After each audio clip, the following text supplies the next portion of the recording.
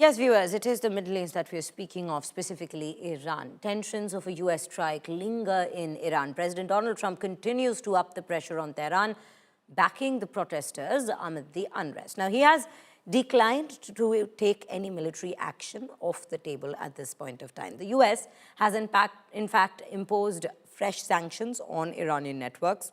Washington has sanctioned 18 Iranian individuals and entities, warning that it will be using every tool to target those behind the regime's oppression and affirming support to the Iranians' call for justice. Now, Iran's crackdown on protesters seems to be easing after Trump's warning. Detained protesters Irfan Soltani's execution has in fact been cancelled. Iran's Foreign Minister Abbas Araghchi has also denied any plans to execute the protesters after Trump said that he has been assured that killings of demonstrators will be stopped. Meanwhile, the U.S. has shifted to a clear war posture.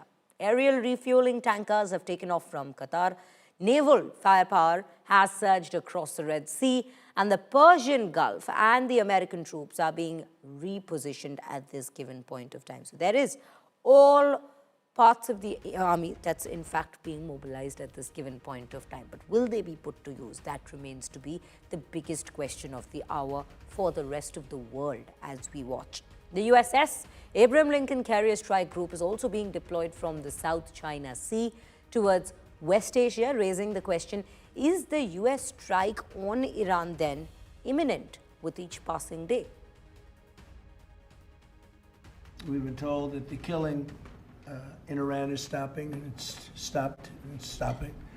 And there's no plan for executions or executions. So I've been told that on good authority. We'll find out about it. I'm sure if it happens, we'll all be very upset, including you will be very upset, but that's just gotten to me, some information that the killing has stopped, that the executions have stopped. They're not going to have an execution, which a lot of people were talking about for the last couple of days. Today was going to be the day of execution. What I will say with respect to Iran is that the president and his team have communicated to the Iranian regime that if the killing continues, there will be grave consequences. And the president received a message, as he revealed to all of you and the whole world yesterday, that the killing and the executions will stop. And the president understands today that 800 executions that were scheduled and supposed to take place yesterday were halted. And so the president and his team are closely monitoring this situation, and all options remain on the table for the president. Netanyahu encouraged him against strikes. Look, it's true that President spoke with Prime Minister Netanyahu, but I would never details about their conversation without giving the expressed approval by the president himself. Today's sanctions target 18 individuals and entities that the regime uses to evade sanctions on Iranian oil and divert proceeds from its energy sales away from the rightful owners, the Iranian people. Tehran's natural resources belong to its people and not its brutal dictators. Treasury will continue to target Iranian networks and corrupt elites that enrich themselves at the expense of average Iranians. This includes the regime's attempts to exploit digital assets to evade sanctions and finance cybercriminal operations. Additionally, President Trump has announced a 25% tariff on countries that continue to do business with Iran. Our message to the Iranian people is clear. Your demands are legitimate.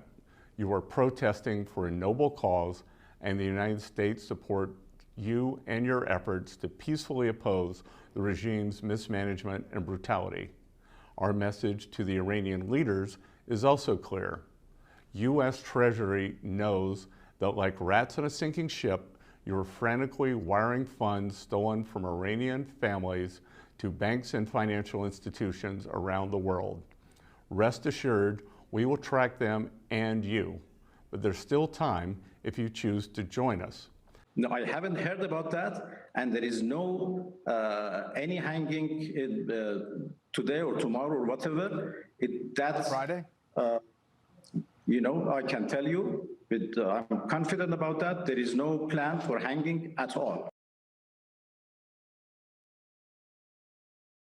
Now, what has India's reaction been on the current situation in Iran? With Trump tempering his stance on Iran regarding military intervention and focusing instead on economic sanctions, countries around the world are closely monitoring the situation at this point of time. Many nations have in fact issued advisories urging their citizens to leave Iran. The Indian government is preparing to facilitate the return of its citizens, including students. For now, the plan will not be put into immediate action, but New Delhi, remember, wants to remain prepared for any eventuality. Now, the Indian embassy in Tehran is currently focused on ascertaining that the number of Indian nationals and students present in Iran are all safe. And internet shutdown is posing a major hurdle in contacting the citizens there. According to estimates, around 10,000 Indians, including students, are in Iran at this point of time. Meanwhile, the Indian embassy in Israel has asked citizens to stay vigilant and avoid any non-essential travel amid the rising tensions with Iran. इस वक्त एक advisory निकली है Indian embassy की तरफ से government of India से जो इंडियन एम्बेसी तेहरान में है कि आप कोशिश करें Iran leave the Iran as soon as possible जो भी by all means by your own. उन्होंने बच्चों ने वापस फ़ोन किया है कि आप हमको इवैक्यूएट नहीं कराएंगे, तो उन्होंने कहा हम एक दफ़ा हमारे पास फंड्स नहीं है और हम नहीं कर सकते हैं इवैक्यूएट। एक दफ़ा हमने कर लिया, आप अपने पेरेंट्स के साथ कांटेक्ट कर लीजिए, खुद वो टिकट्स अरेंज कर सकते हैं और खुद कर सकते हैं। इस वक्त बच्चे वहाँ पर है, वो मतलब ऐसा ना हो कि हम फिर हाथ मलते रह जाएंगे। अगर एक स्टूडेंट को भी ऊंच नीच कुछ हुई then the government is responsible, वो उनको जवाब देना है उस वक्त। लेकिन हमें पूरा यकीन है उस पर नहीं रखेंगे। पूरी इंडियन गवर्नमेंट के पास पूरी कैपेबिलिटीज है, पूरा इंफ्रास्ट्रक्चर है, they can lift them in hours.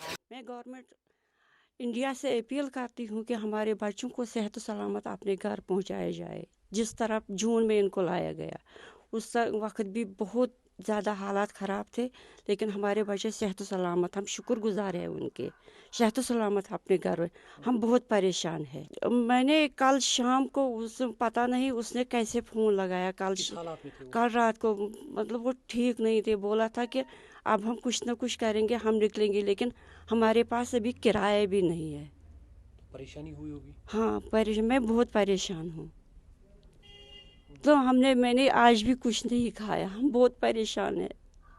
आज जो मसला हो गया है, ये जो अचानक अनरेस्ट हुआ है, इसमें बदकिस्मती ये है कि पहले वहाँ जो ईरान की गवर्नमेंट है उन्होंने भी उनको बोला है कि आप जल्द से जल्द यहाँ से आप जितनी जल्दी हो सके आप यहाँ से वापस चले जाओ, और इसमें वहाँ की गवर्नमेंट इनके साथ कोई मतलब इस वक्त कोई मदद नहीं करेंगे। सिचुएशन तो बहुत ग्रिम है, बहुत ही ख़राब है वहाँ पर। तजमुल से बात होती है? तजमुल से डायरेक्टली तो पिछले दिनों से बात ही नहीं हुई, क्योंकि वहाँ पर शटडाउन है, जो शटडाउन चल रहा है उनके साथ बात ही नहीं हो रही है।